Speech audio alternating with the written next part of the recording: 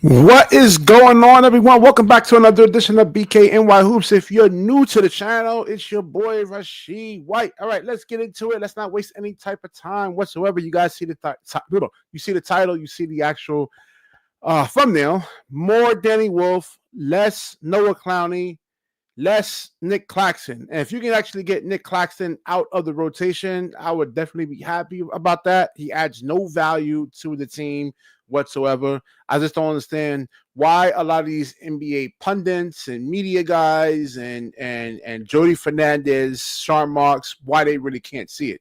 Stop playing the guy. You're not going to convince anybody to give you any type of value for Nic Claxton. He is fool's gold. Claude, what's going on, bro? How you doing, man? He's fool's gold, man. I mean, Sean Marks is acting like a criminal or something like that, man. You're trying to sell people trash, garbage. All right. So why is Noah Clowny starting? Why is Nic Claxton starting? One of the two. I would say I would say Noah Clowny over Nic Claxton because at least he could space the floor out. But like, why is Claxton starting for? Like, we seen what we seen from Claxton. He is who he is.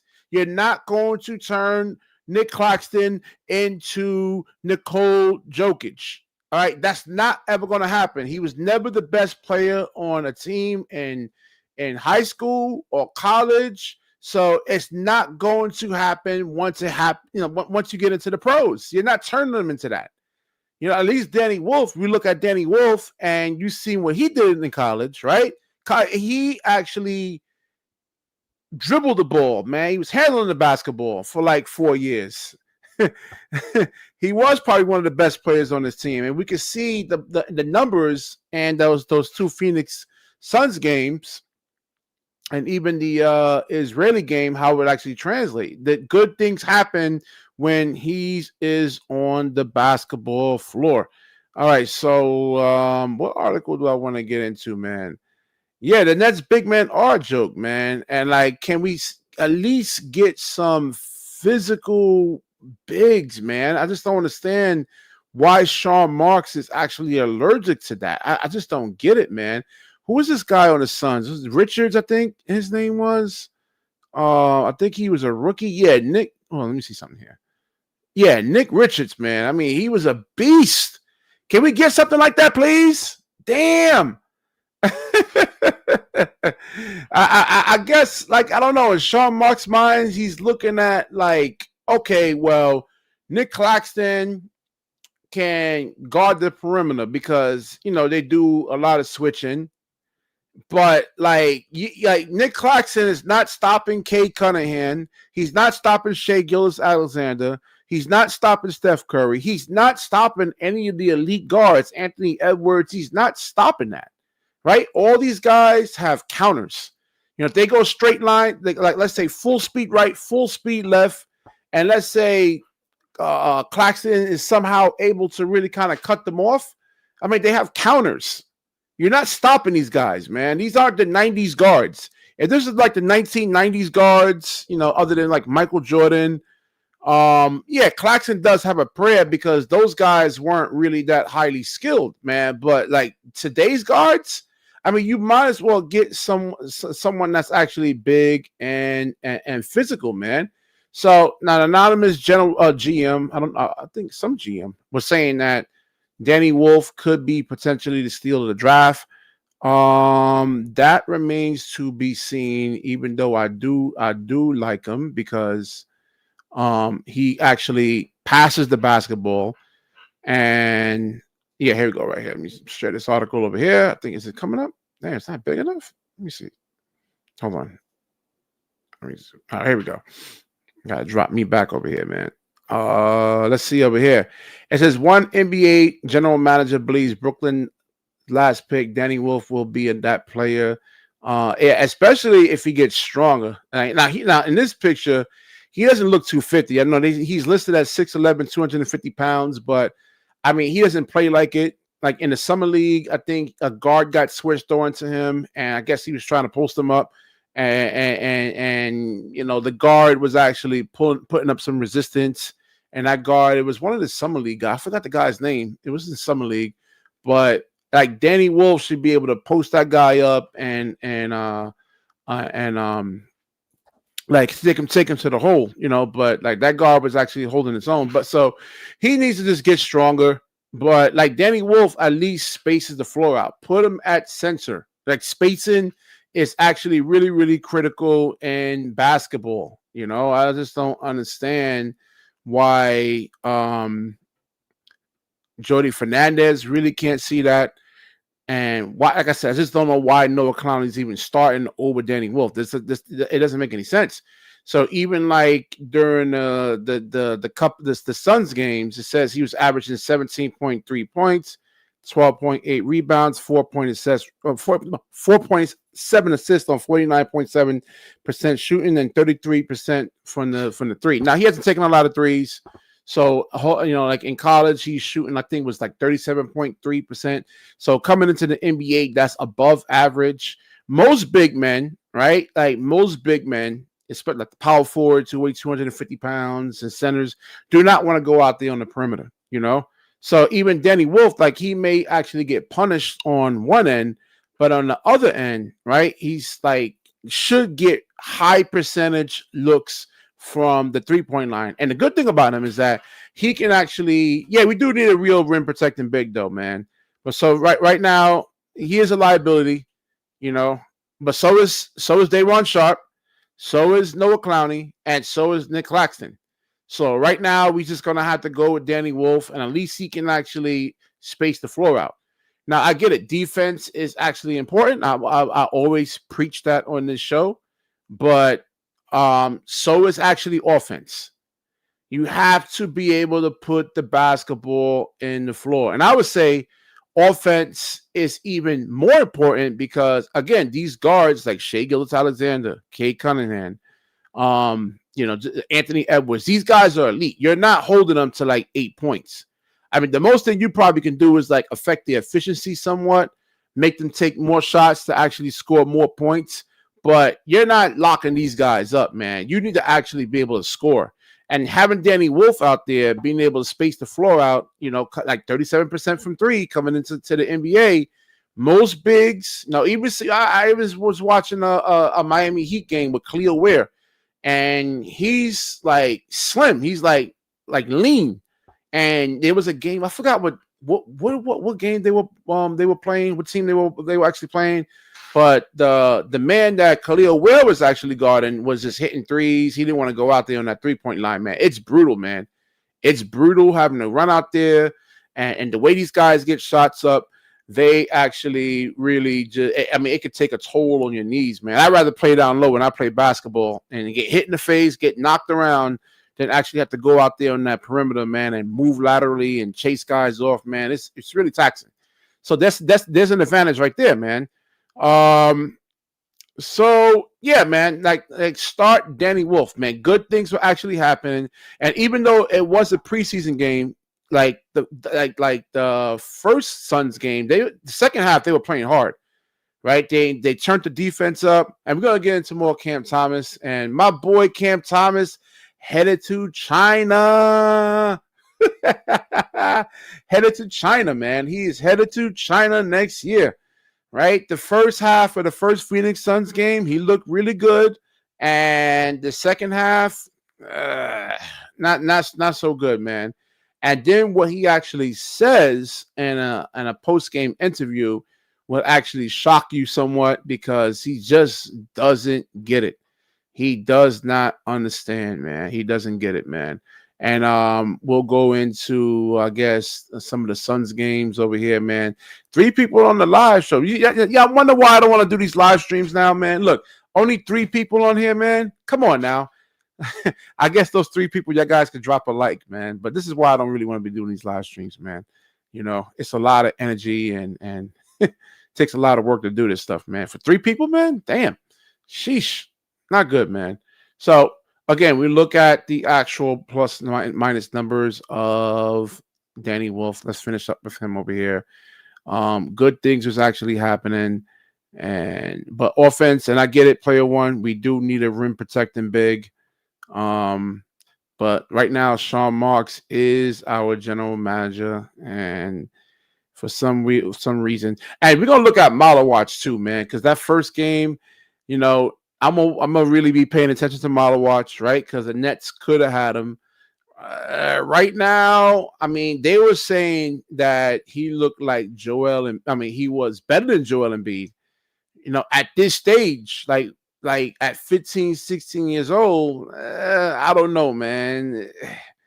He looks like borderline G League, right? I mean, he's on the level of a Nic Claxton, um, in terms of like putting the ball on the floor, not recognizing and that's another thing with Nic Claxton too. I mean, these guys and Noah Clowny, right? They don't recognize. They see the ball, they get the ball, they want to go right to the actual rim, man, and don't make the right reads. It was just a bad, at least with Danny Wolf, man. He really like looks for other players. Now, where was the plus minus? Where was the numbers for Danny Wolf over here? Let's see. Kobe Ruffkin looked okay too. I liked him. So Danny Wolf. So this is like the OT game over here. He was a -6. So that was like the first game against like a real NBA team. You got to get used to the physicality, you know. But the second game, he was like a +9. Like good things were actually happening, and that's when the Phoenix Suns were really, really, really, really playing hard. They were really playing hard. Yeah, man. I got my daughter, man. I got my daughter, you know. I'm trying to do these live streams earlier, but like every time I put her down, she starts crying, and then she's so unpredictable. I'm thinking she's gonna sleep for 2 hours. She's a newborn.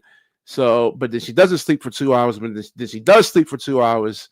So I said, if I start a show, I want to kind of do like at least like 20 minutes on this live stream over here, man. But let me see. And this is the other game. This is the overtime game. Where was the other one at? Let me see. I think it was Sunday. Yeah, here we go. Let's see. Yeah, 111, 109. You know, and this is where the actual Phoenix Suns were playing hard the whole game. They were physical. Let's get to Cam Thomas over here. So Cam Thomas, he's saying,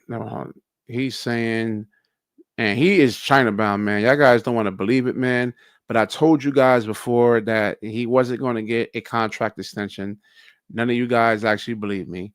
It says over here, I'm still a scorer at heart. And Brooklyn Nets Cam Thomas has a candid reaction about his improved playmaking. Again, that was one half, right? The first half, playmaking. The second half of the first Suns game, he reverted back into the old scoring, like this, the whole, what do you call it? Like bad shot selection, dribble into double teams. And then I was listening to Eddie Johnson, and Eddie Johnson was saying, yeah, we'll see. I mean, right now, the kid, Claude, like, was it Nick Richards? He looks way better than Malawatch, man.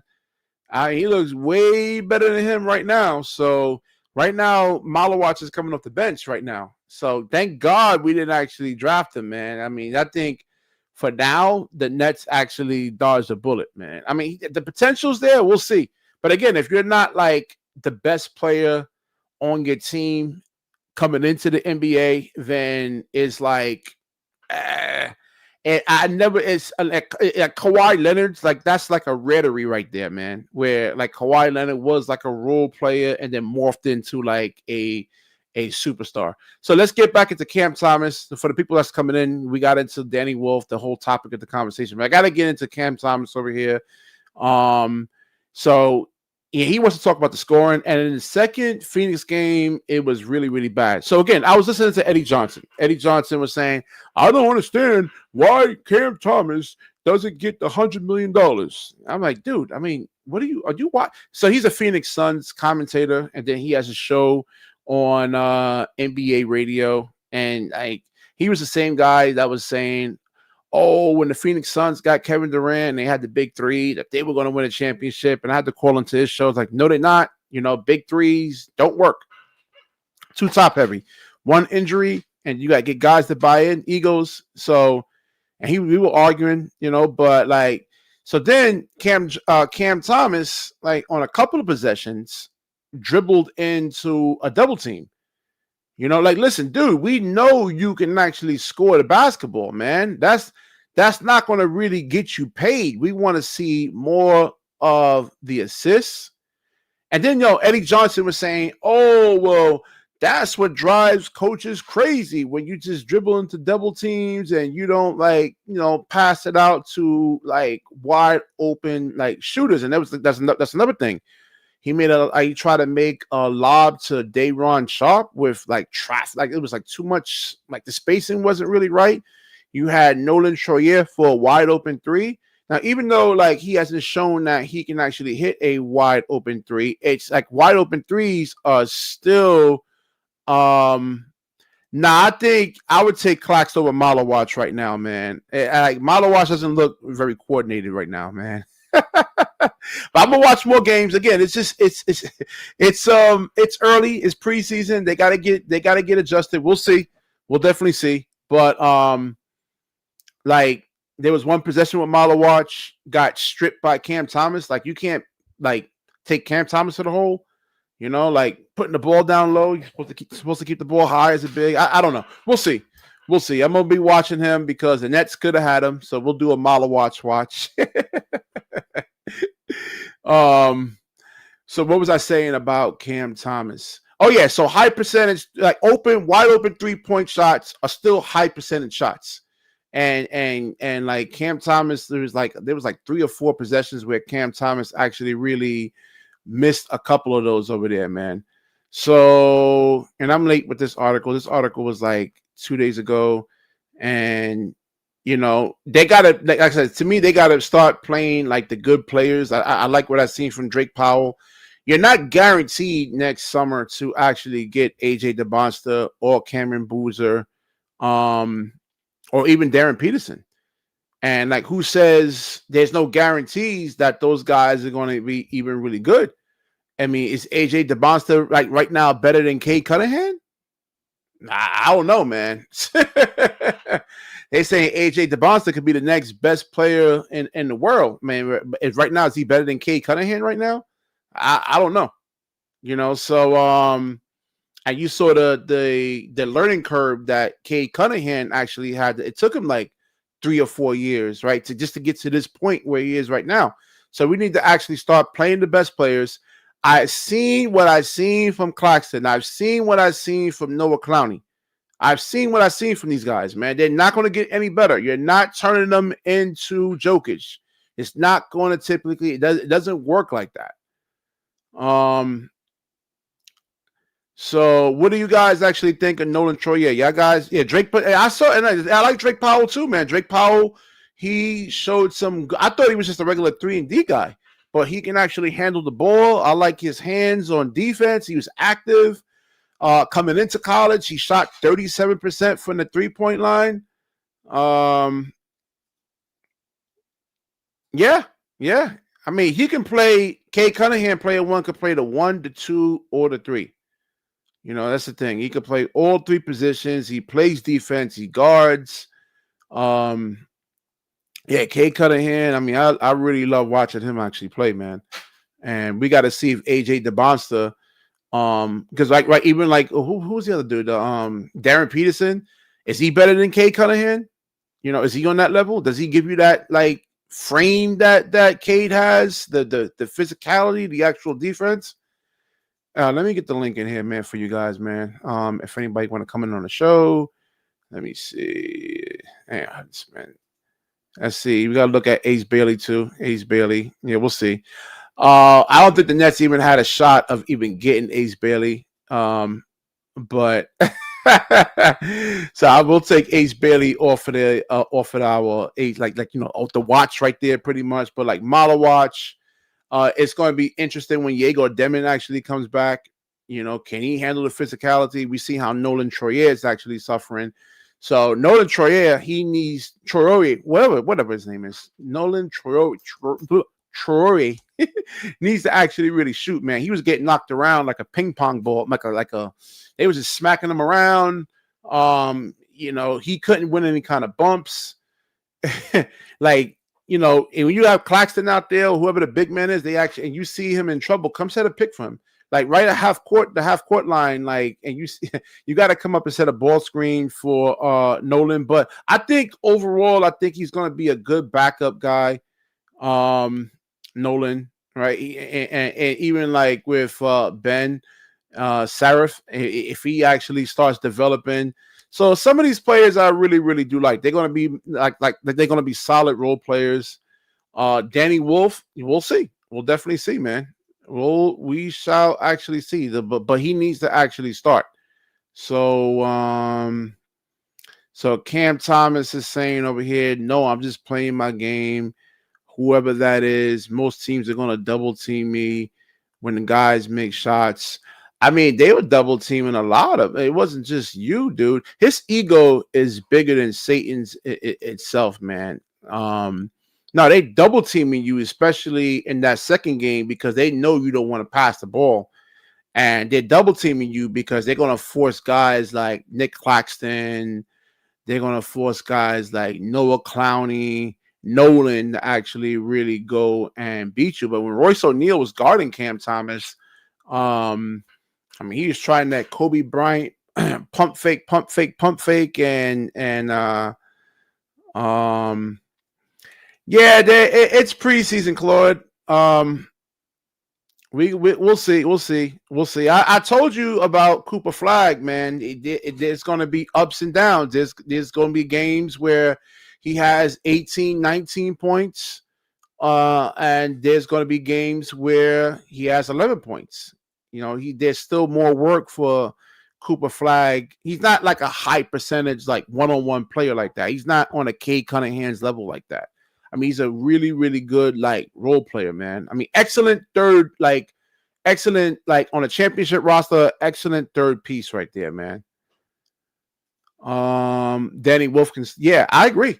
You know, I mean, the way Danny Wolf actually moves, man, damn. He looks like the way he plays, like he's like 210, 215 pounds.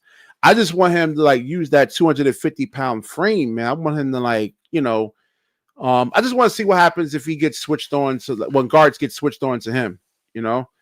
So, yeah. Well, hold on. Let me see something here. Well, I was just on Cam Thomas. He says, all right, so here we go. But at the end of the day, I'm still a scorer, right? And this is what's going to get your boy Cam Thomas actually sent to China, because he is playing for a contract, and that's his mindset, is to put up the best, like most points possible.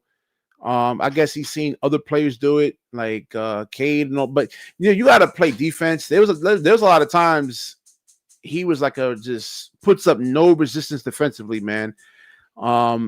Grayson Allen was just discarded him, and I'm like, damn, man, just pushed him out of the way. And he wasn't really able to really kind of do that to the other, like you know, you figure he should be able to punish Grayson Allen, and he couldn't really do that. Grayson Allen was locking him up, like disrupting him. He says with JP says, so with Wolf, I believe if you press him, you'll see the flaws. Well, that depends on who's actually pressing him, man. If you got a you know, a slow-footed big, and he's shooting it like the, you know, 37% from three. He's shooting a really good clip from the 3-point line. If they press him, he should be able to just put the ball on the floor. Hopefully he has like a 1-2 dribble pull-up package in his bag. We'll see. I mean, it's more. I'm not saying Noah Clowney's the next Jokic. And Wolf can't defend. Exactly. I mean, we got to see too. We got to see. And well, player one says Noah Troyer should be in the G League as soon as he could.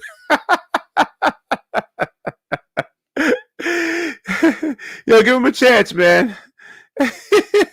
Yo, give him a chance. Give him a chance. Yeah, but so is Jokic, man, and so is a lot of the Şengün is slow-footed. I'm not saying. Well, could he be? Yeah, I think I gotta watch more Danny Wolf's highlights, and let's see if Jordi Fernandez gives Danny Wolf the ultimate green light. I don't even think he's that fast, though, player one. I don't think he's that fast. I don't see Tyrese, because they were saying that Nolan was like a Tyrese Maxey. I don't see it in terms of speed. I don't see it. I don't see it. I mean, he's quick. I don't know. I don't see a Tyrese Maxey. They were comparing him to Tyrese Maxey. I just don't see it. Now, most of the European guys, they say European guys can actually shoot. So he needs to do that, man. He needs to make threes because like he's only a buck 80, you know. So he's not gonna go in there and most of the guys that's gonna guard him is physical. So yeah, Nolan can't dribble left.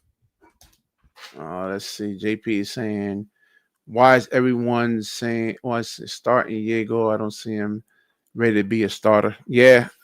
Again, he's another one, man. That's he has to be able to shoot threes, man. If you're undersized. So even like with Nolan, Nolan has to be able to pick up 94 feet. And in order to really start Nolan, he has to be able to pick up 94 feet because he is undersized at the weight he's at, 180. And he needs to be able to shoot like 40-something% from the three-point line.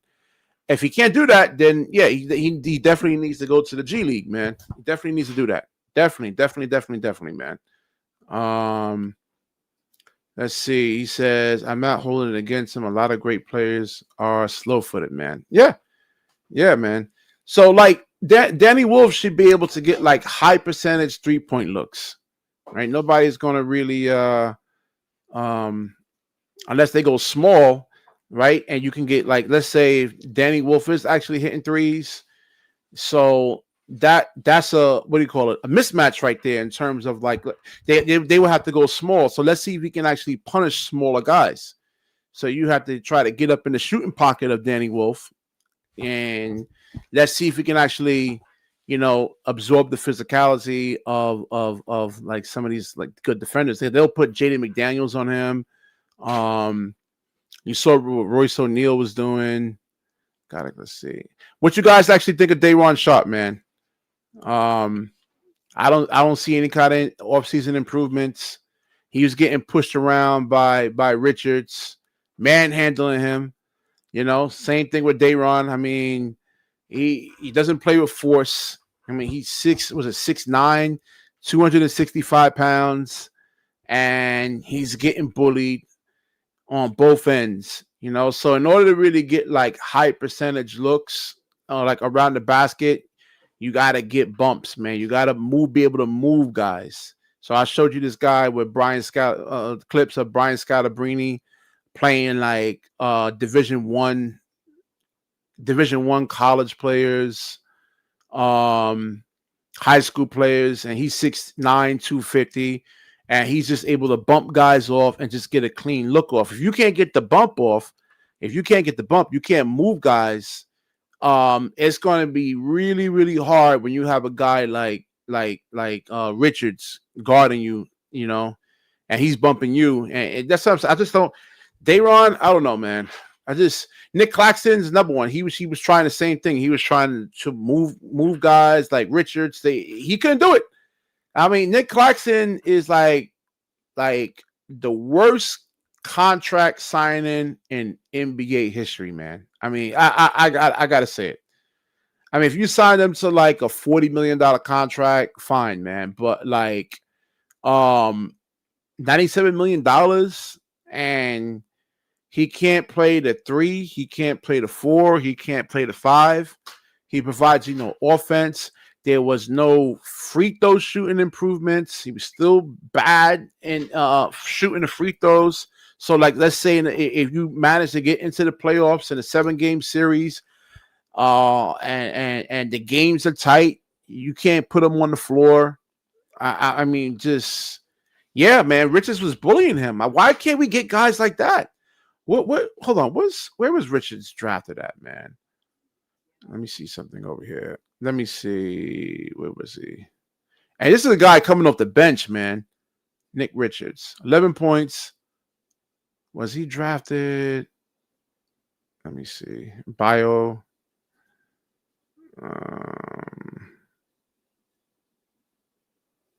Yeah, I mean, how the Nets didn't get him?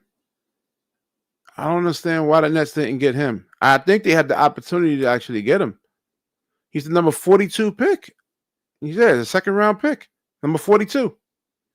Man, I don't know what's up with Sean Marks, man. Um, I don't know. This is my team, or this is my business. Yeah, I mean, he is not. He's not. Not. I'm not saying he's a all world starter, but I mean, he looked like one against Nic Claxton. That's for damn sure. That's for damn sure. Nah, he didn't improve, man. They wasn't playing defense in the first half of that first Phoenix Suns game. And in the second half of the Phoenix Suns game, they turned the defense up. And the second game, I mean, they were playing defense from start to finish, and Clowny looked bad, man. He just looked bad. He looked bad. He was trying to drive the ball and just he was losing the ball. He was turning the ball over. Um, I mean, but yeah, it's actually it was really bad, man. It was. So a second round pick, and like Nick Richards was looking like an all-star compared to like Nic Claxton, man. That's how bad it actually was. And let's look at the head-to-head matchups though, man, because I like kind of doing this. This is your $97 million center right here, man. $97 million. And let me show the thing on the screen here.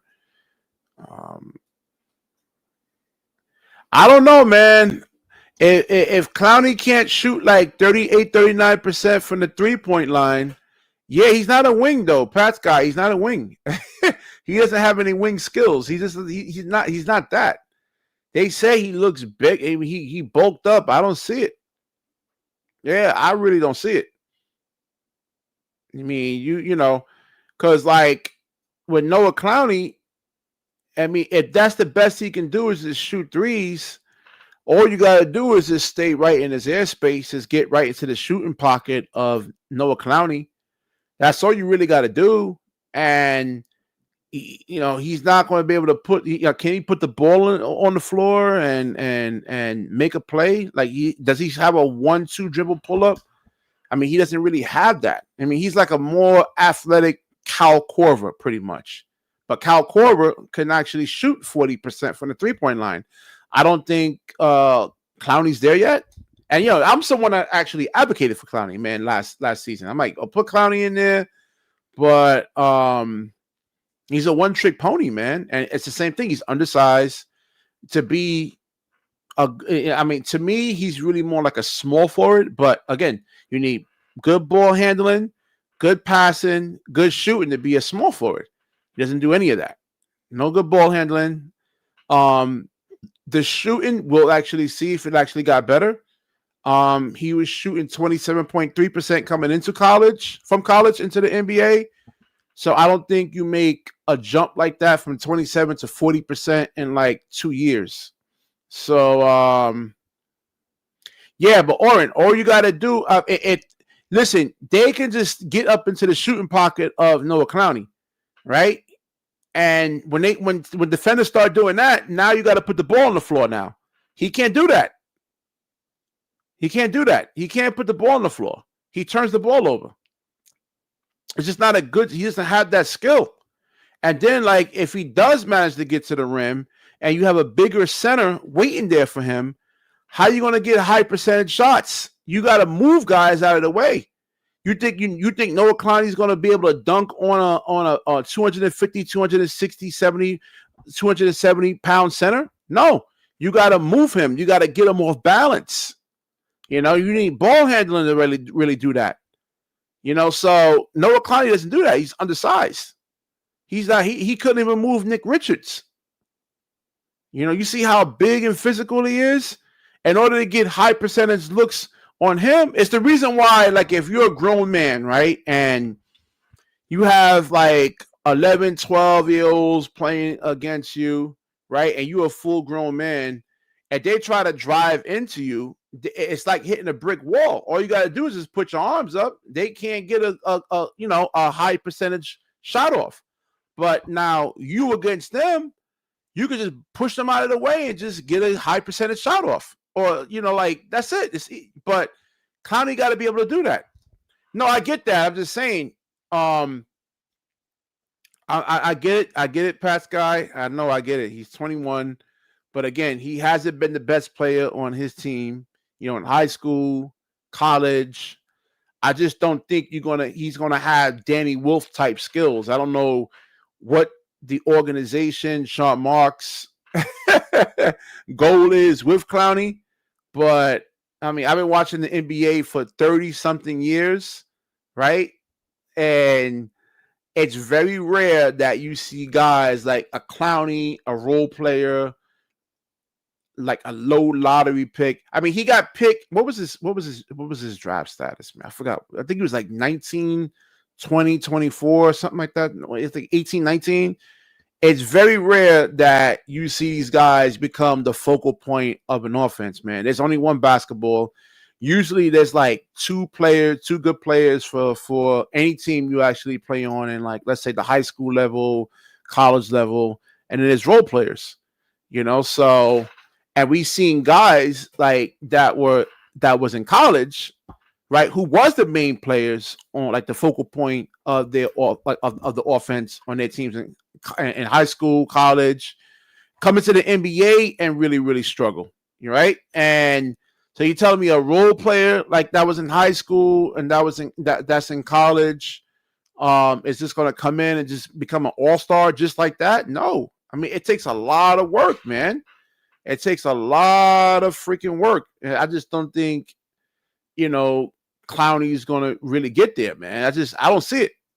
I don't know what the organization actually sees, but yeah, if Clowny can actually, and it's going to take a lot of work, if he can just do like shoot 40% from three, 1-2 dribble pull-ups, right?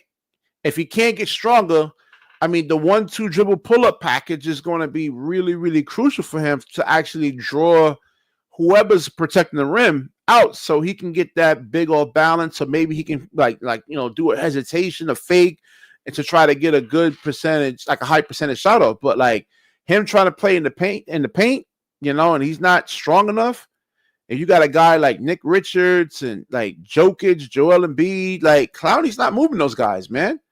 So him hitting his outside shot and the mid-range shot is actually critical. And he needs to be able to shoot like 7 out of 10, 8 out of 10. Because you see what happens when you miss a lot of shots, right?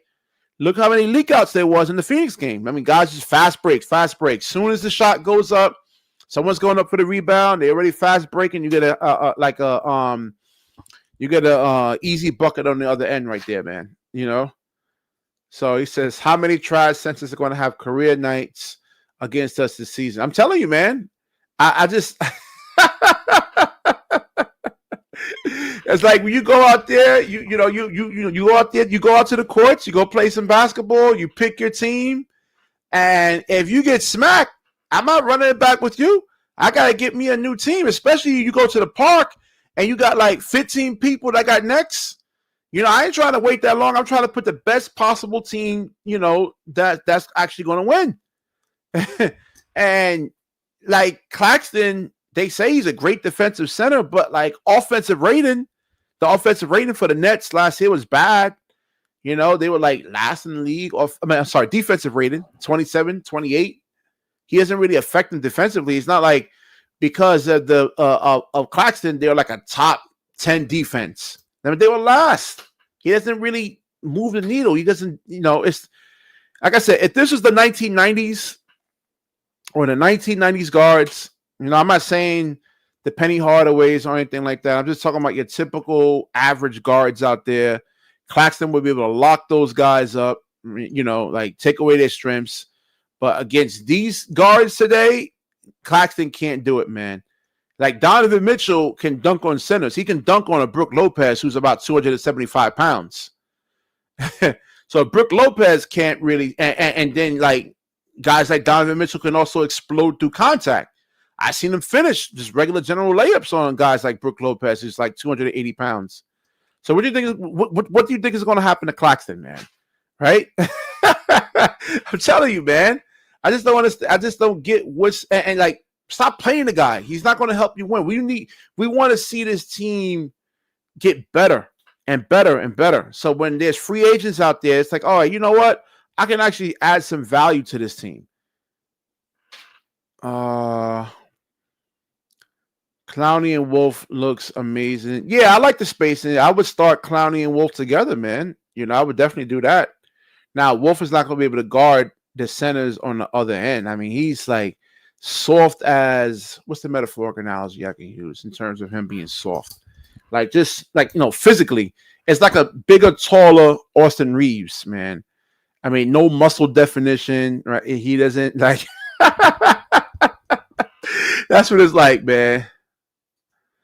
He says Claxton was in the convo for the defense. Yeah, I get that, man. But what about now? That was in the past. What about now? I want to see it this year. Can he? And it's not again. I get the defensive part, right? I get the defense. I'm talking merely the offense. When he's actually on the floor, the defender drops, right? I'm not playing up on Claxton. If he catches the ball 20 feet, like 19 feet away, I'm a drop, and that affects the spacing. It affects driving, like driving lanes, man. That Claude is funny. Yeah, I think we'll forget there. We'll see, man.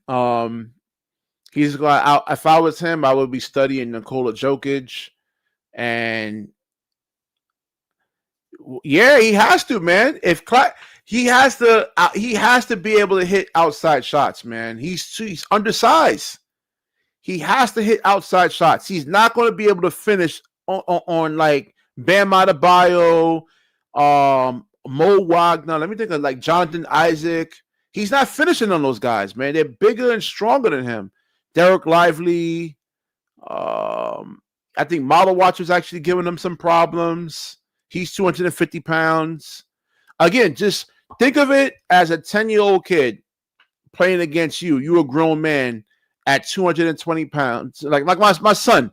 My son is 10 years old. He weighs 80 pounds.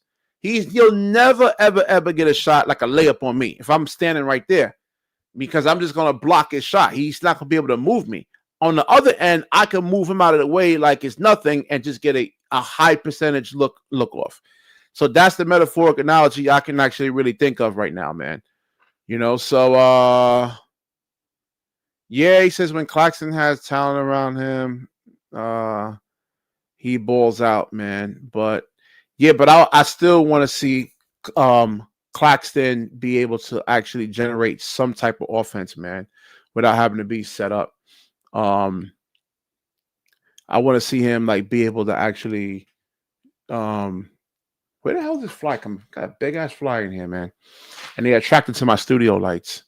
Well, I got an electric fly swatter in here, man. There was one over here the other day, and I was in the living room, and it got caught up in this electric fly swatter. I thought the thing was on fire, man. The way it sound is like, oh shit. I'm like, damn, it fried it, man. So I gotta go set that thing up before I go to sleep tonight, man. It's bothering me right now because of the studio lights here, man. Yeah, the free throws would be huge, man. Yeah. How you gonna play Claxton in a 7-game series? Yeah, he's shooting like 50% from the free throw line. We get on Ben Simmons for the same shit. We get on Ben Simmons when he was here, lack of free throws. I sure did. Like, why aren't you working on those things? Like, you got $97 million, right? You could easily hire like 2 guys, even like the shooting. Like, shooting by yourself is hard. Like, if you don't have nobody like to go and get the ball for you, it'll take a long time. But with Claxton's $97 million contract, that could be easily accelerated right there because you just hired 2 or 3 guys to rebound the ball for you. In the offseason, you should be getting up 1,000 shots a day and just get a shooting coach or, just look at, there's plenty of guys out there that online that can teach you actually how to shoot. Yeah, that's not good spacing, Claude. I agree. He says, Clax, if you're reading this, just make your damn free throws, man. That's what I'm saying. He hasn't even gotten better, man. Where's the off-season work? I mean, damn, it's just free throw shooting. I mean, Jesus. You could practice that. I don't get it. He had the whole summer.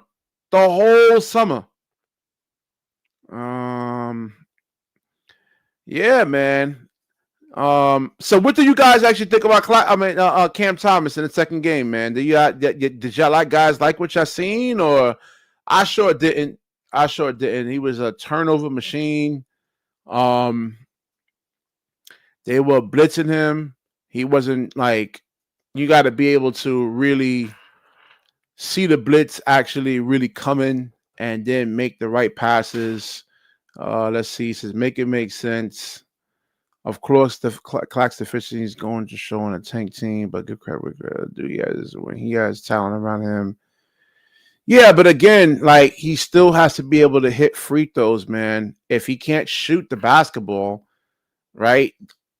Teams are gonna drop. I mean, if a guy can't shoot, if he's shooting like 26% from three, all you're gonna do is sag off of him, and that's going to affect driving angles, man. It's going to affect like guys trying to get to the rim and getting high percentage shots off, man. Now you got to remind me, man. How do you feel about Cam Thomas, Pat's guy? Yeah, make sure that guys drop a like on the video, man. And that's it. He's just an amazing lob threat. That's good for like 12 to 14 points a game. That's about it, man. I mean, how many lobs can you actually really do? And that can't be the entire offense. Or Luka Doncic. I mean, they would have won a championship with Derek Lively and Daniel Gafford, man. I mean, you gotta have other, like, when it comes, especially with offense, you have to be more unpredictable. You can't just keep running the same thing every single offensive possession, man. You gotta be able to mix it up some, So it says, oh, there go Jonathan, man. Well, Jonathan, where you at, man? Get on up in here, man. I haven't heard from you in a minute, man. Whoo, I haven't talking this long in a hot minute. There's Jonathan. I said Drake Powell and Danny Wolf needs playing time. Claxton, man, and Haywood needs to be moved to the deadline to open up. No, you need some veterans on the team, man. You can't just have a whole bunch of like rookies or anything like that, man. It's not that, but I get the lob threat, Oren, but you have to, again, you just can't keep running lobs every single play, man. You gotta mix the actual offense up.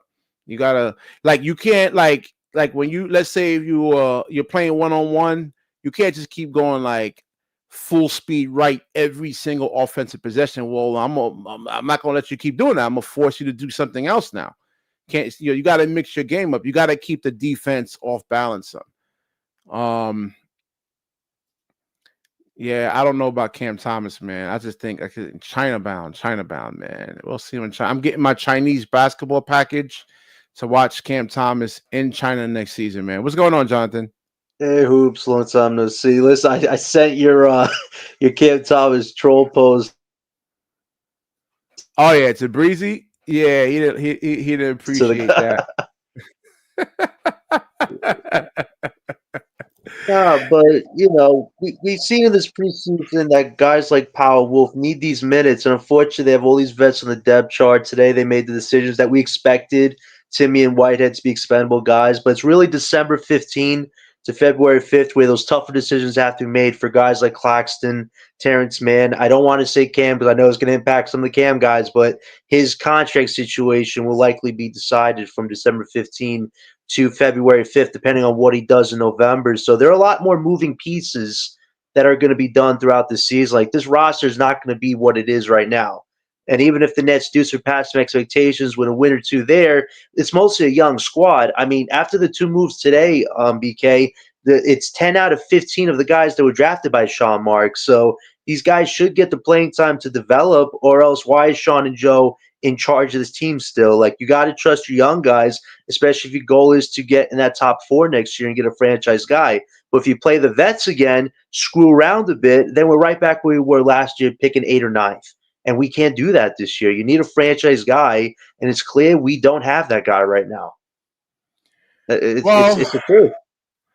What do you think about Danny Wolf, though, man? I like his playmaking abilities. He's a point center. I know some people are saying he could be a forward, could be a center. He's a point center. He could play positionless basketball if he gets better as a defender and stronger. But for right now, you see what he could do playmaking-wise. It's just his defense and rebounding that a lot of people are getting on his case about. But if you give him a consistent playing time, it's a work in progress for his game. But he already has the offense and playmaking abilities down pat. It's just he's got to be a better defender, better rebounder, which can happen, but he needs the playing time, BK, and it's not going to happen with Claxton starting at the moment. Wolf's not going to get that time to develop like he would want to. I just thought. I mean, we want to see the team do better, man. Like, I mean, Right. I'm not excited watching Claxton. Just like I already know what he is. I want to see something different now.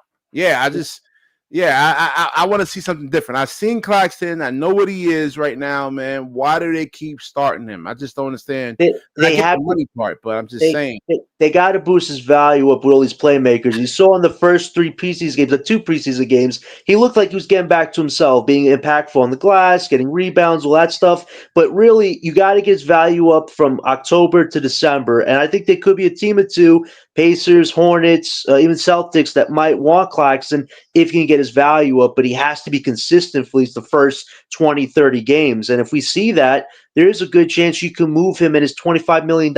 Is it a great chance? Considering some teams probably don't want that. If you're a $97 million man, you got to be dominating Nick Richards over here, man. You got to win that matchup, man.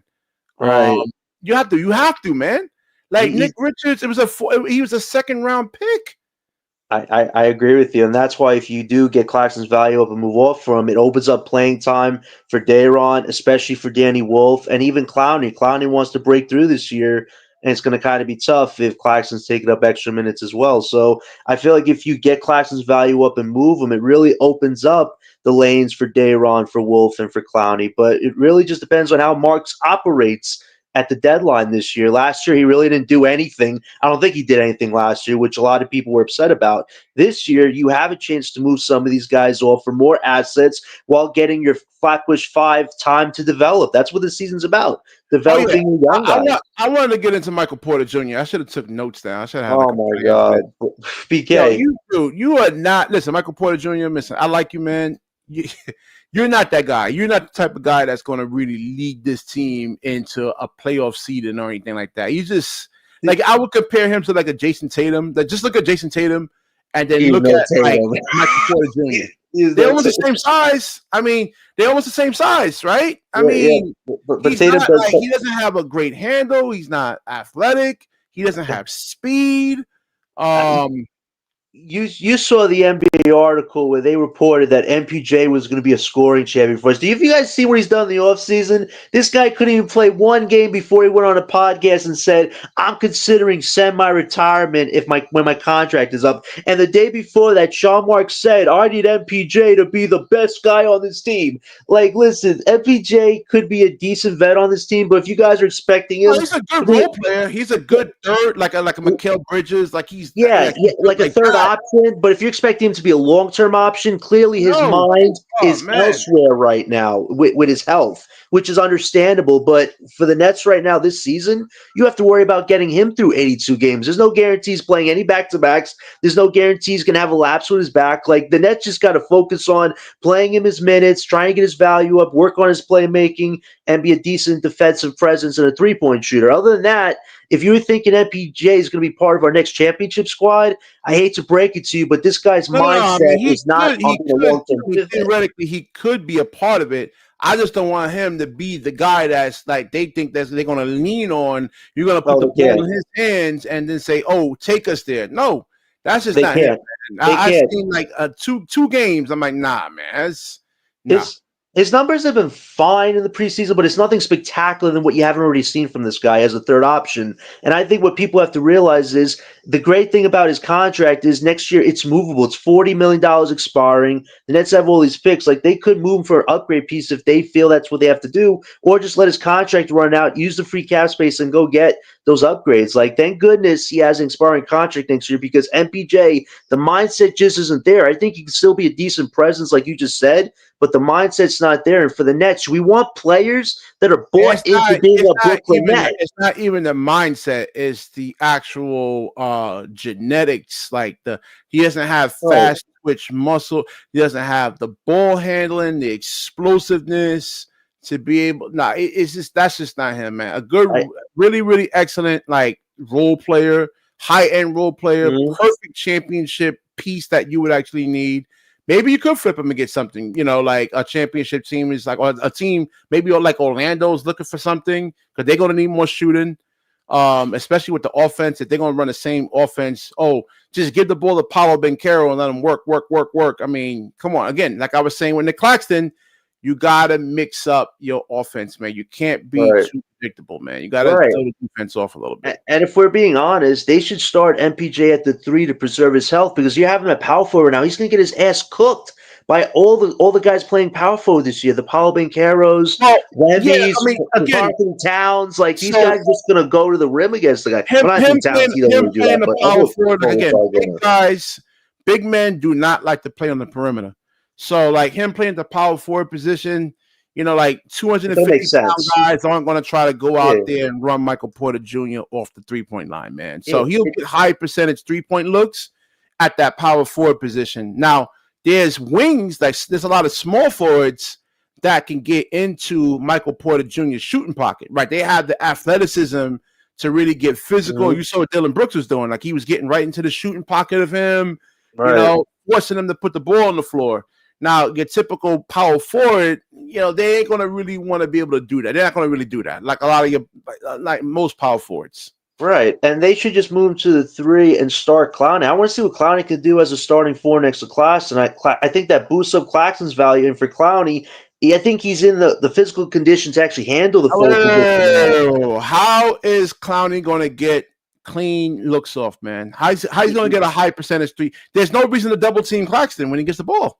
Yeah, but at least having another big like Clowny next to Claxton allows Claxton to free up and look for guys to score when he's trapped. When Claxton gets trapped in the offensive scheme, there's no need to trap Claxton. He's not an offensive. He's not an offensive guru. He's just all you gotta do is drop back on Claxton and let him shoot. Yeah, that's where Clowny comes. Because Clowny can do the offensive things that Claxton can't do, like shoot a three consistently. You have to get Clowny. He's not Steph Curry. What do you think he's gonna like? Just but Clowny is physically stronger now to go in the interior, and he did have an interior bucket his previous game. Like, I know some people are criticizing his physicality, but the guy is 234 pounds. He is going to take a leap this year if he's given the trust factor of being the forward. He should get an opportunity to see if it's more than just brawn, that he does have that consistent skill set. Nah, 234 pounds at the power forward position is not going to cut it, man. Guys are like 250. He's still getting stronger, though, more so than half these guys on the team that are not even bulked up yet. Not stronger than, you think he's going to move Bam Adebayo?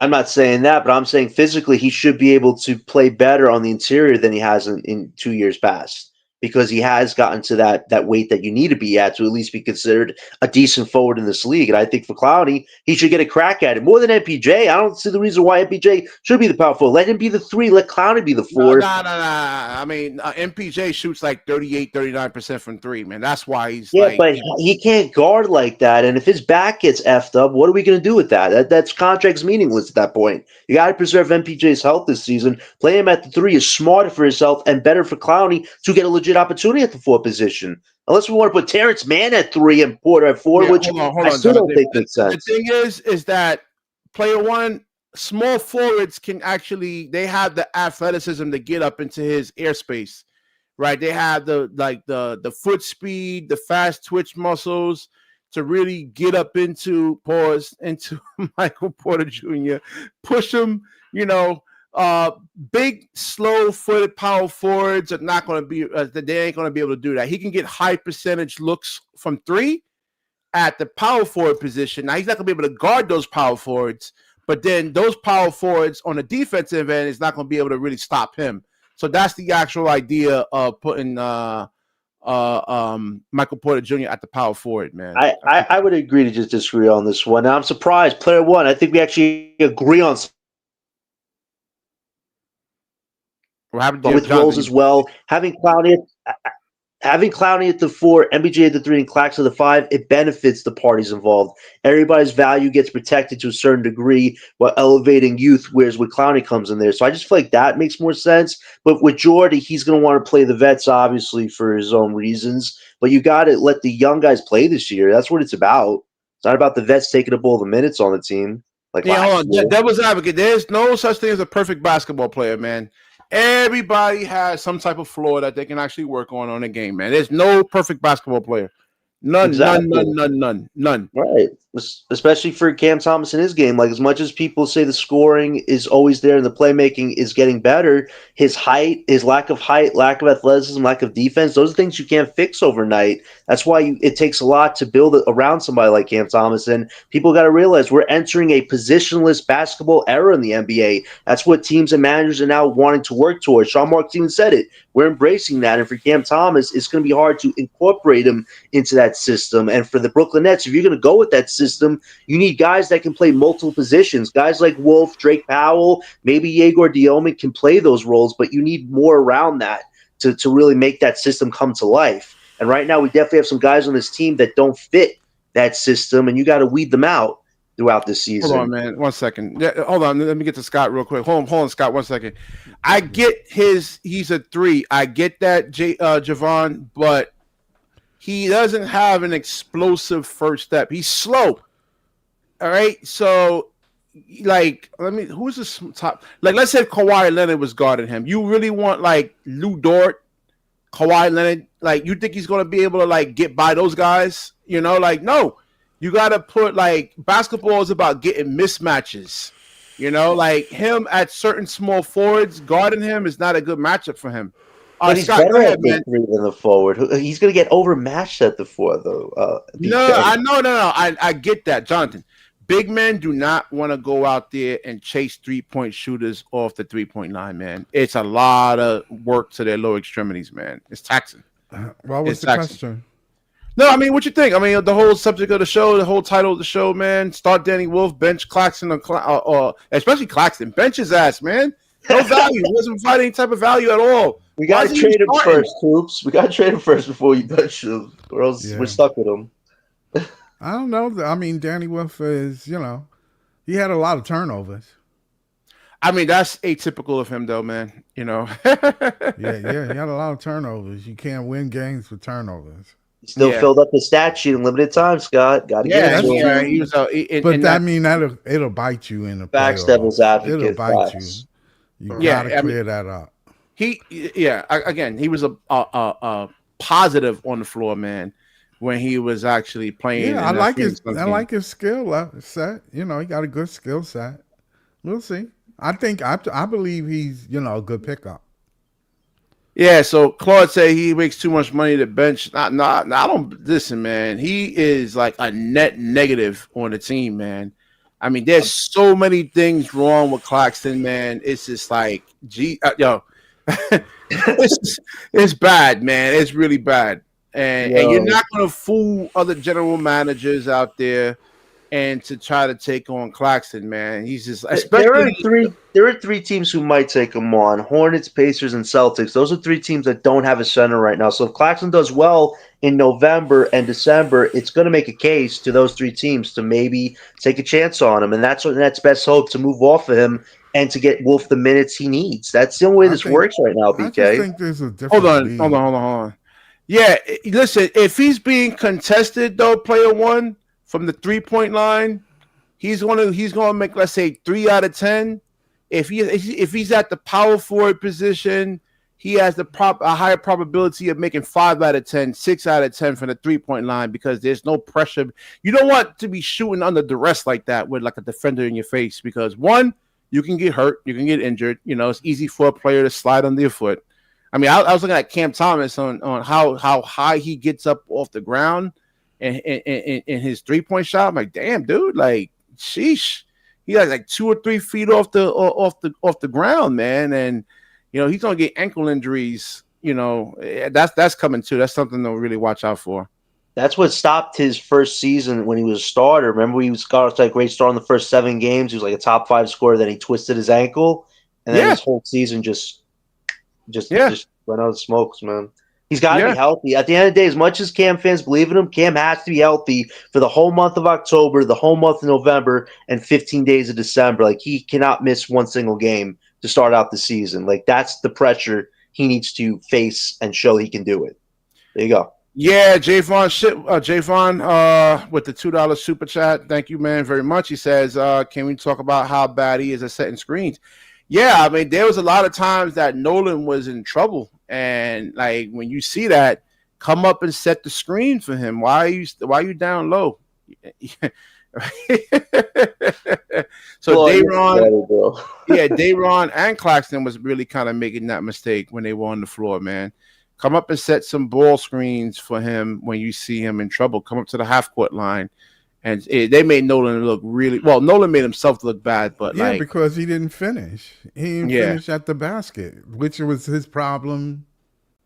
Well, again, he's only 180 pounds, right? You know, he can get into the paint without a doubt. He has the speed. There's been times in that game against Phoenix where he fumbled the ball in the paint. I understand he's a rookie. He's going to learn. But now listen, that's the problem too. Claxton is so skinny, you know, he can't set good screens because like guys can fight over those screens with him. He's not like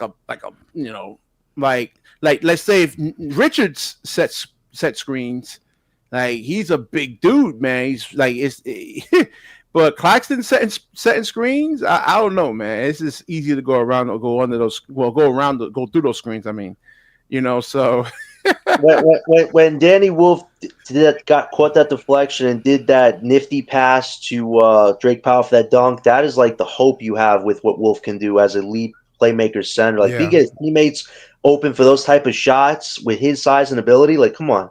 That really is what you could hope for with versatility in Wolf's game. The defensive rebounding, yes, gets so much better at, but the offensively and playmaking wise, he's already at a decent level. It's just he needs the time to raise the level, and he can't do it like BK says with Claxton on the team right now. So I hope we can boost Claxton's value up, move him to a team where he can compete, and we get Danny Wolf the minutes so he could be our future big. But we're not going to see it until a move is made. We got to see. All right, if Danny Wolf is getting burned on the switches, you got to hope he get improved in order before you get rid of people. I mean, we got to see. God, there's a lot to be hopeful about with Wolf, though. I think he will improve just based off what he did in limited time. Scott, he got limited time to prove what he did in the preseason. I understand. Like that, and he played in the fourth quarter in pressure moments. Like Jordi trusts him enough to put him in pressure moments. Well, he didn't trust I want him to start. Damn it! Start. I agree. That's a true test. That's a true test. When we see Wolf start, it's probably not going to be perfect. But if he does what he did in preseason as a starter, hey, I think you're already a few steps ahead of the curve. Well, you got to see it. But we can't right now because we have the vets on the team taking up those minutes. Yeah. And Nolan turned the ball over quite a few times, which is disappointing. Nolan Traore. He's definitely man. He was because they were hand checking Nolan. But that's the NBA. The referees they're not supposed to hand check. I know they're not gonna call every hand check, right? Yeah. So he just in the NBA, it's physical. He has to deal with the physicality. He has to deal with it. Yeah, that's what he got to deal with. He got to deal with it. You got to deal with it. Yeah, that's why he is not a forward player. You have to have athletic ability to be a forward. Wolf is not athletic like that. He can at least be a point center hybrid player potentially if he gets the rebounding and defense up. I agree. Defense is not his strongest suit right now, but he definitely has the offensive game to work with, which is a big positive, but not as a power forward. Well, I mean, it just got to be some improvements. That's all. He's not speedy. Like if you want Wolf to magically become a speedster in the NBA, it's not going to happen. No, because that's what player one wants him to be power forward. Be a power forward. You got to be quick on your feet. Wolf is not quick on his feet like that. But being a center, he can use his strength eventually to help that. You say strength, he doesn't really have strength. I was just saying before you got on here, he looks like a bigger Austin Reeves. I mean, just no muscle definition. Danny Wolf? Stop. He can do way more than Austin Reeves. Holy jeez. I don't think he's athletic. Let's just put it that way. No, he's not athletic. That's what I'm saying. He's just not. Yeah. He's not. When he can get in the weight room and get stronger, you got to see the conditioning of Danny Wolf. I want him to be like, I want him to, if he can get bigger, more physical, and get some muscle. Yeah. That's what he has to do. He looks like a high schooler out there, man. When you look at Richards compared to when they stand next to each other, I'm like, damn, man. No, listen. When the season starts, we're gonna see, and you're gonna see it, and I'm quite sure Jordy's gonna put them out there, those players, and you're gonna see Now, I understand they need to learn, but they need to kind of learn kind of fast, man, because like we said, we're not waiting 4 years for you to develop something that you might not develop. Who knows? Wow, that would be unfair, right? They waiting all this long for Nic Claxton. Yeah. I don't know what they see. Well, they ain't got no choice. It's nobody out there. It's nobody out there. It's no centers in the. Look at Mollywop. I mean, Wolf took him from the behind the back, even though that was a great move. But Mollywop does not have the footwork to keep up with. If you think he's going to come into this league, get busy, he's not. He's going to learn. Yeah, we're going to, because like I said, the Nets could have had him, so I'm going to be like watching Mollywop. Me too. Same. I know a lot of people are going really bad at Mollywop. He had a bad game, but at the end of the day, you guys see what he can do in 2 years. Like, listen, the Suns are going through a rebuild potentially soon. That team is only as good as Devin Booker can get them to be. And with him as the only lone star, it hasn't gotten them super far. So Mollywop is going to have to really like level up, let's say. But it can happen. I say Wolf definitely cooked them for sure. But people write Mollywop off the one game. It's like, seriously? No, I don't write them off. Yeah. I just think that devil's advocate, man. Right. Dariq Whitehead doesn't even belong in the G League, man. That was a waste of a pick. That Whitehead move was a waste of a selection. Everybody says Marks is a good drafter. And Jordi, what did Jordi say yesterday? That this organization hits on all their picks. That was on Sean. No. I mean, seriously, Scott, it was a waste of a selection. These injury-prone projects. Wasn't that a first-round pick? He could have been a lottery 18-19. Yeah, 18-19. That's a good number. That's no. He was 22-23, right? Scott. No, he's 22-23, Scott. He was 22-23. Either way, I don't care. First-round pick is the first-round pick. Yeah, but it was a waste of a pick because Sean Marks has this thing with injury-prone projects. Just get healthy, available players. Why are you trying to bank on guys that are injury-prone, that are past what they can do? He could. If it wasn't for his injury, he was projected to go a lot higher. But it was a failure. Like at the end, this is the problem. I mean, here's the sobering reality. For the last 10 years, Sean Marks has drafted 15 players. None of those players has won a single accolade in the NBA. I don't think they've been in nominations for awards. Like that's got to change. You need your young guys to grow, develop, and to be able to have those awards potentially in their grasp, not just be tossed around or wasted assets. Like this is Sean Marks and Joe Tsai's problem. You choose the players, you got to develop and invest in them. I understand Dariq was injured, but it was your investment. And this is what we get. Zero results from it. It was a gamble that didn't pay off, man. The hope was that he would gain his athleticism. He just lost it. Yeah. No, it was never there. It was 2 years of nothing. We got nothing in that selection. Well, you gotta remember, Whitmore you act like that was a top 3 pick, dude. That's nothing. No, listen, that was a guy who could be a lottery pick, and that was their investment, and it was a failure of an investment because that's what Mark. I'm gonna tell you. Look at the pick Washington got. Right after that, they picked Whitmore. Whitmore was hurt too, coming into the league. They came in together. Now watch Whitmore's gameplay this year. Now that's called development. That's called development because he's getting busy. He's going to make what you better watch him. Watch Whitmore in Washington. Watch his game. Wizards got lucky getting him. I think the Rockets are a little upset they let him go. He was hurt too. Yeah, but we wanted Whitmore that night. And I'll say this too. Kobe Buffkin, who the Nets actually might have wanted in that draft, they traded for him. I think as soon as they got Buffkin, it was like, Dariq who? This is the guy we really wanted, but it's like, why did you draft him in the first place? If Whitehead was what we really wanted. How much does how much does Buffkin actually weigh? Let's see. Now, Buffkin, he's got some defensive potential. I know he's a bit of an undersized guard, ability. But scoring ability. He can self-create. And he's got a little defensive effort to his game. He's definitely going to get minutes right now. He is right now better than Nolan, of course. Ooh. Oh yeah, I mean because he's 195 pounds. He's athletic. He gets to the rim. He can score. It's just health for him. Same with White. It's just Kobe has to be healthy this season. Wherever games he plays, just don't miss like more than 5 games or something.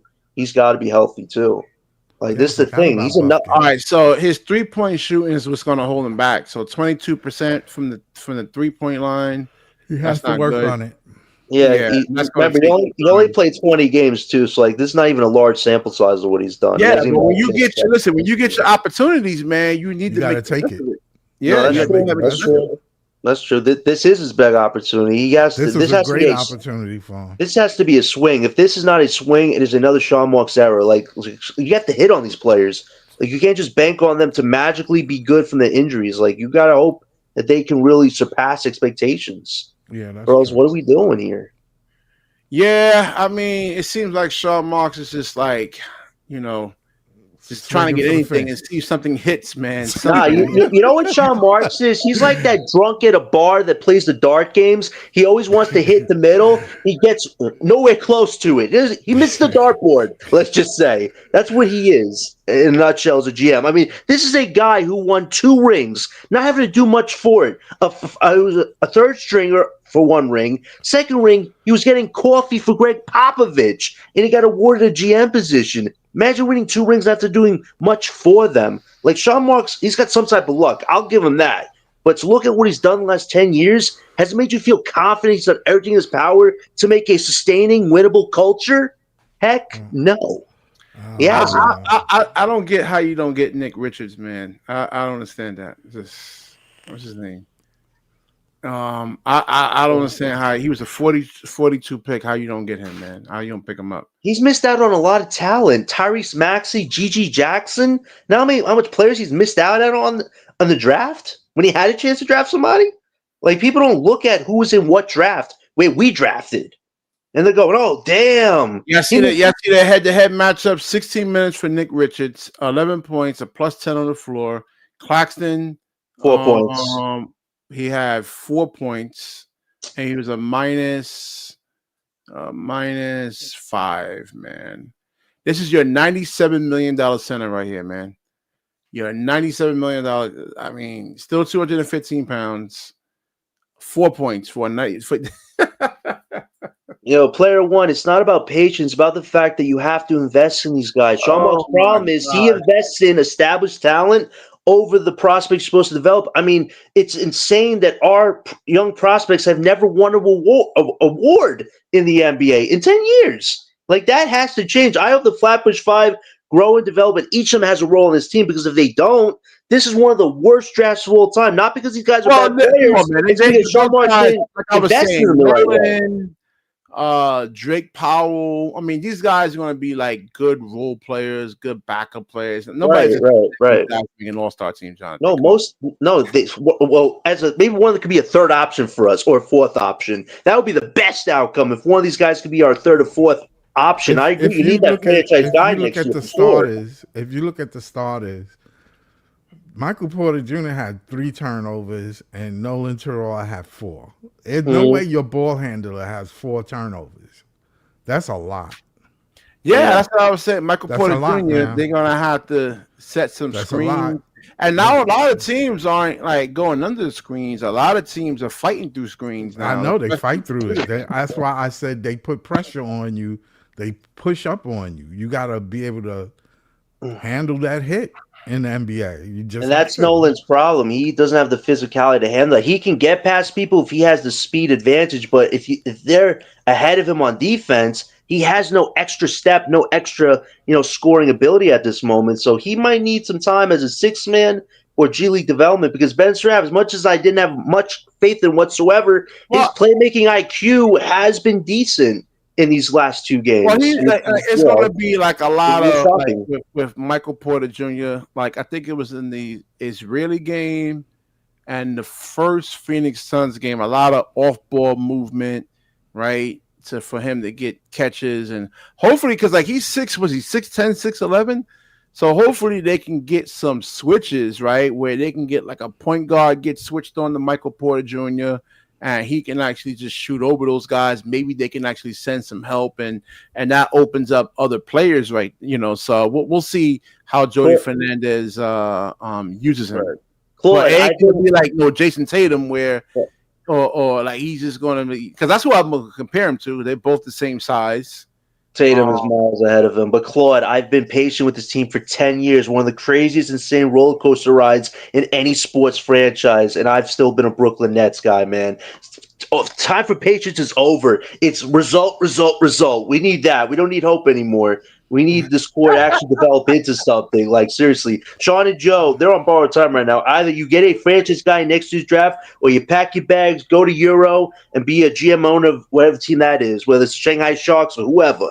Like, enough is enough. Get the results. Another thing, if you look at that line, and you look at the stats, the free throw attempts, if you're not getting to the line, regardless if you make your shots, you got to get to the line, dude. You gotta have some pressure on the defense. Right. Cam Thomas is the only one at the line. Who else went to the line? Yeah. You gotta get to the line in the second game. Yeah, he was horrible, man. He was horrible. Yeah, in the last game. I mean, nobody's getting to the line. Yeah. Everything is a jump shot. He wasn't playmaking. He only had 1 assist, and I'm like, we got off to a slow start because Cam wanted to get his shots tonight. But and assists can be funny because, like I said, you could pass the ball into the setup, into the play. If they don't make the shot, you don't get the assist.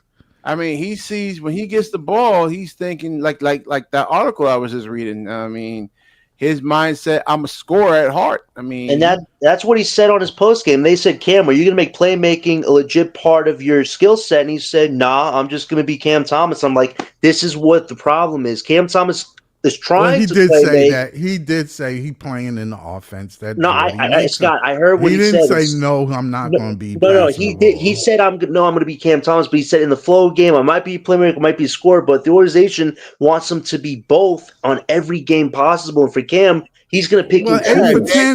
If you go into the line, if you go into the line, you are doing both. If you go into the line, you're doing both. Right. You have to read the defense. You have to read the defense and know when teams are like playing for the pass. If you're passing, let's say you go down 4 or 5 possessions, you make some good passes. Let's say, oh, well, you know what? We got to play him for his passing now. And then that's when you go into scoring mode. And then when they starting to load up on you, to stop you from scoring, then you go back in passing mode. It's simple. Yeah. Keep it simple. I don't. Whoever taught Cam Thomas how to play basketball did him an injustice, man. They just never was honest with him, man. I just think for Cam Thomas, I see him trying for Jordi, but I also know at the end of the day, I read what he's saying, and it's like, this guy wants to score 20, 30 points every night. He really doesn't want to do the other things. And it's like, unfortunately, Cam, you have to do what the coach wants you to do, which is be a willing playmaker, share the ball, be a good rebounder, try something on defense, and let your offense shine when it has to with limited dribbles. The only thing is the system around Cam right now is for positionless basketball, and Cam is not a positionless player. Well, we'll see what Jordi calls up for him, because if he has a high pick and roll, he's not asking him to be a spot-up shooter. He's not. Who's that? Jordi. If Jordi's telling you to have a high pick and roll, he's not asking him to spot up. He's not asking Cam Thomas to spot up. He's not. Yeah, but I mean, it would be better if he can yes, it would be better as we want to see it. But I'm saying Jordi is the one that's telling him what to do. He's saying what the play is.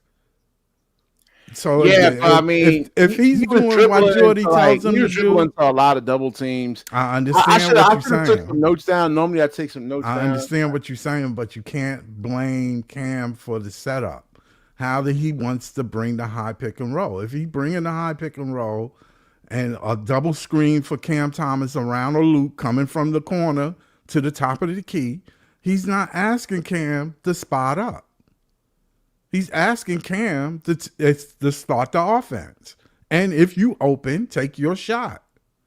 That's what he's telling him. It like I said, it's the type of shots that he actually takes. Because if you go into the line 10 times in a game, that's not bad, regardless of your shooting. Well, they got to win the game. I mean, he actually shoots. They thinking about winning the game with all these rookies.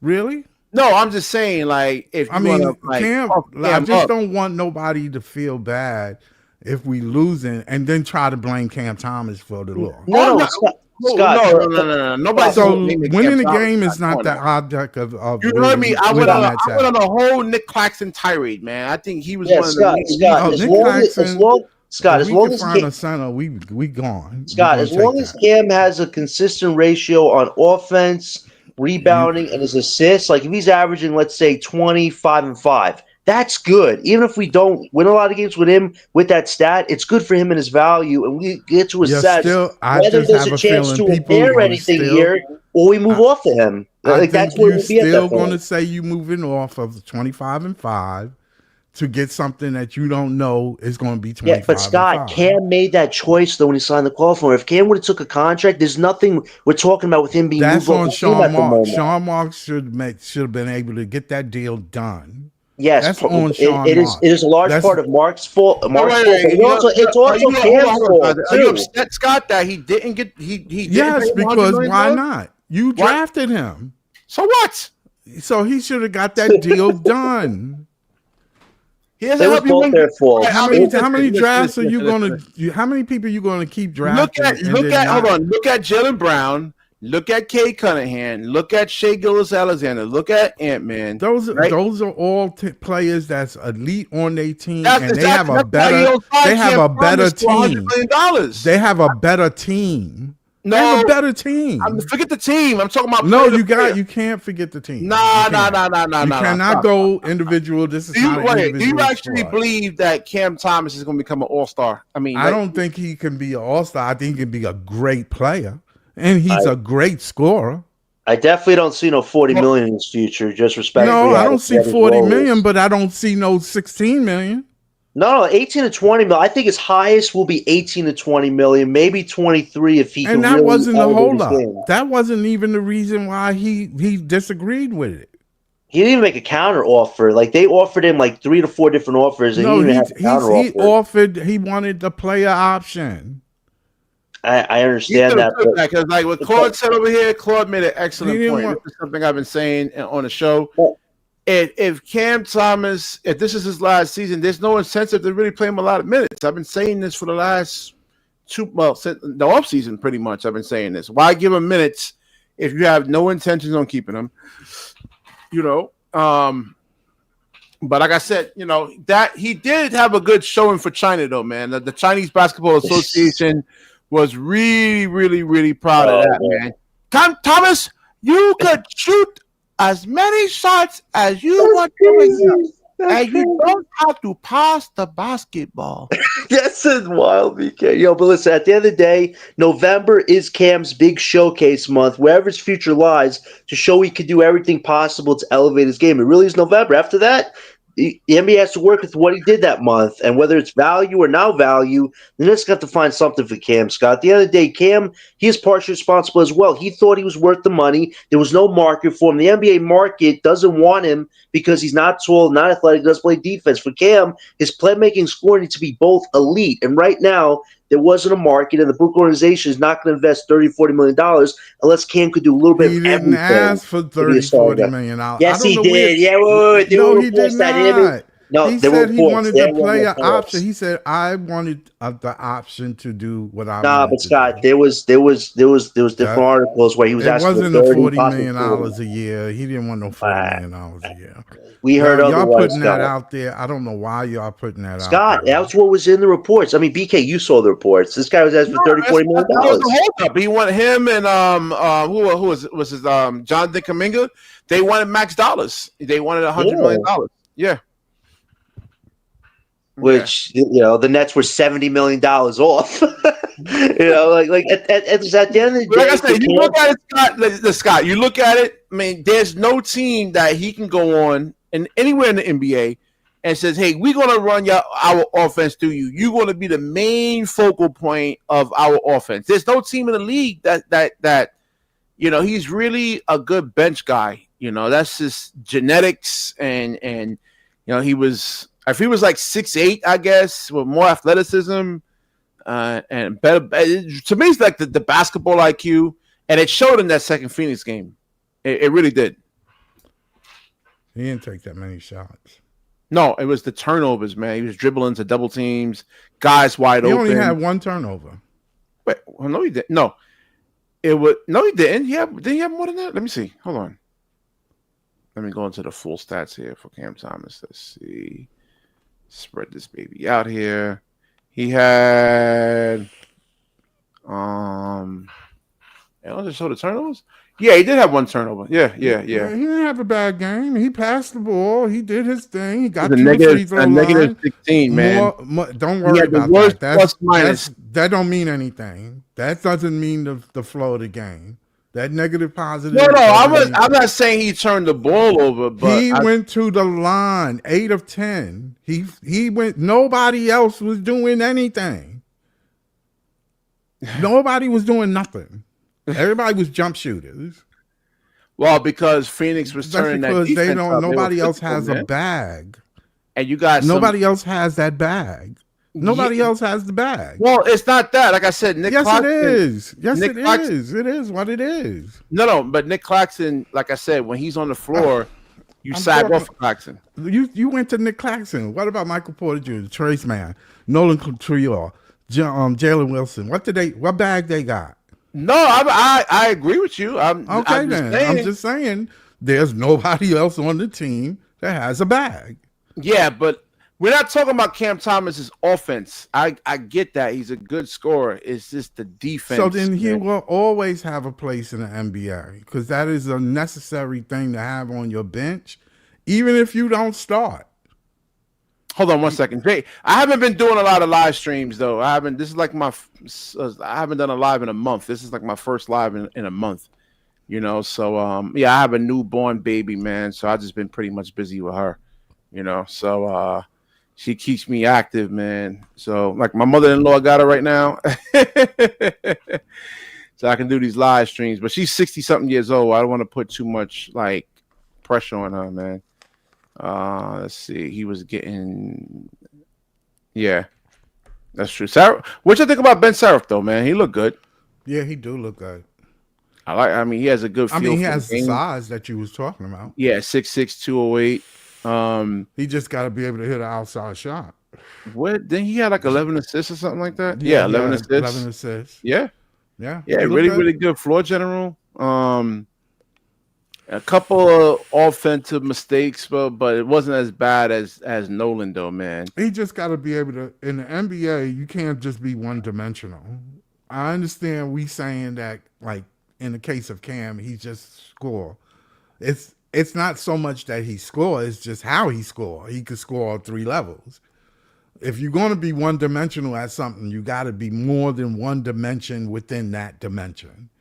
And it seemed like Homeboy got that. He has the ability to get in the paint. He can pass. We see that. He just got to hit that outside shot. Because in the NBA, if you a one-trick pony, you're going to have a problem. Yeah, and like I said, he's going to be it's not so much the double, and it's just he's going to be a really good role player, man. Right. He didn't even take. Did he take any threes? He took 1 3. So as a shooting guard, I think he's they list him as a 2 guard here. Yeah, it's a shooting guard. So you have to be able to shoot. So that's the one. I mean, like I said, I like some of these guys. I like even Nolan. You know, I think once he gets stronger, he'll be a good backup. He'll be a good piece. You know, I'm not saying he's going to be a high-level starter, but he's a guy that can, like, hopefully, you know, spell. Let's say if we do get a star here, he can spell him some minutes somewhat. All those, we got to see Igor play because he's the key. Because you drafted him 8, so apparently he must have been. Well, you look at Malawatch, right? I mean, he looks bad. I mean, where was Malawatch picked at, right? He was supposed to. The Nets could have had him. 7th or something. 9th. Yeah, right like behind 9th, him. I think. But you know, we knew what the Malawatch was. He was a rim runner, and that's all he did in college. Yeah. He didn't shoot no outside shots. He never. You saw him try to put the ball on the floor. I mean, you got. Like Cam Thomas was able to really like defend you. I'm like, oh man, that's bad, man. I mean, you should just dunk on Cam Thomas's head, man. Like he stripped him. I'm like, yeah, dude, are you serious? Yeah. Cam Thomas, man. Like John said you could have got Malawat. What happened? Where's John at? He left? I guess he left. It is late. I'm about to bounce too, man. Oh, okay. This is both Nolan and Ben played pros overseas. We'll see, man. Like not Nolan. Yeah, both of those guys did. Yeah, they played. Nolan played at a faster pace league. He can get in the paint easy. He can get. Yeah, I mean, into the paint. Nolan, if you can get like a lot of fast break points, that's where Nolan's going to thrive. But Yeah, in the open court. That's we got to see him in half in a court real depth. game. Yeah. Listen, I'm gonna do Ace. I'm gonna do Ace Philly, Cooper Flag too, though, Claude. So don't worry. We're gonna be looking at those guys too. Oh yeah, definitely. But yeah, man. All right, let me wrap this up over here, man. I gotta get up. All right. So definitely like, comment, subscribe, share the show, and when you share this, the universe certainly shares back with you. Peace. Peace.